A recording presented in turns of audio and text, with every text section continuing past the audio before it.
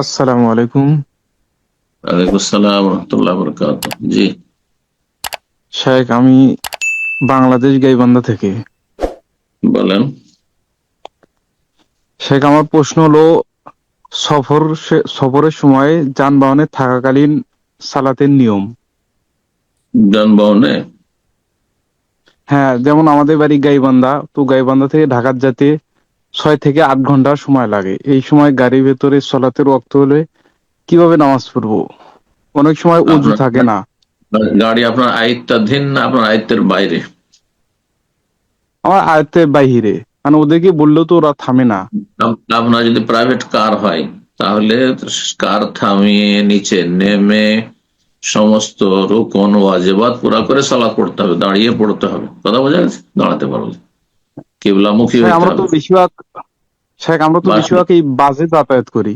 বাসে যদি যান, ট্রেনে যান, তাহলে যখন শুরু করবেন তখন যদি সম্ভব হয় আপনার সিটে থেকে উঠে কোনো জায়গায় সালাত পড়া জায়গা করা আছে তাহলে তো ভালো।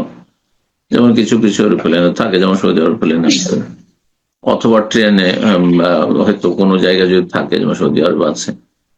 তো এমন যদি ব্যবস্থা থাকলে তাহলে ভালো, কিবলামুখী হইতে পারলে ভালো। তারপরে ট্রেনে এদিক ওদিক ঘুরে যাক, বাসে এদিক ওদিক ঘুরে যাক, কোনো অসুবিধা নেই।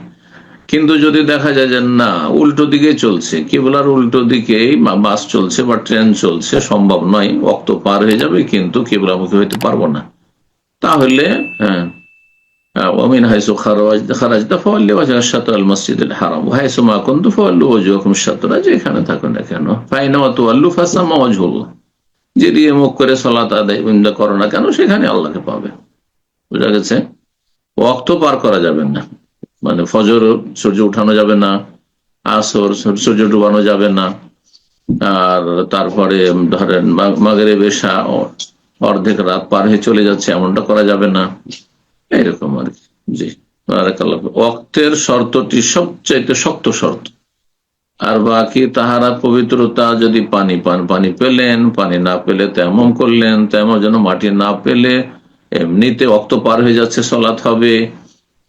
এইরকমই কিবলামুখী হওয়ার যে শর্ত রয়েছে, দাঁড়ানো যে ফরজ রয়েছে, সেগুলি যদি করতে পারেন করলেন, আর না হলে সিটে বসে, বাসে বসে, ট্রেনে বসে বসে পড়লেন, কিন্তু পড়তে হবে। আমার আলোচনা আছে বাহনের ওপর সালাত, বাহনের ওপর সালাত এই নামে আলোচনা আছে। মুসাফিরের সালাত, বাহনের সালাত, কয়েকটি আলোচনা আছে ফিকহুল ইবাদতে, গুরুত্বপূর্ণ বিস্তারিত আলোচনাগুলি শুনে নেবেন। জি, আমাদের অফিসিয়াল চ্যানেলও আছে, বাইরেও আছে। জি।